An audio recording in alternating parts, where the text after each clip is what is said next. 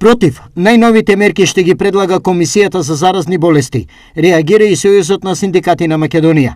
Оттаму наведуваат дека вакцинацијата мора да биде резултат на лична определба на работниците и не смее да се спроведува со присила. Процесот на имунизација не смее да се спроведува на штета на елементарните права на граѓаните гарантирани со Уставот, меѓународните конвенции и закони и против волјата на поединецот. Стои во реакцијата на ССМ. Во изминатиот период до синдикатот пристигнале обраќања од работници кои не се вакцинирани, а на кои им е барано негативен тест. Од ССМ информираат дека трудовиот инспекторат, поступувајќи по пријавите на ССМ и по спроведен инспекциски надзор, ги укинал спорните одлуки на работодавачите.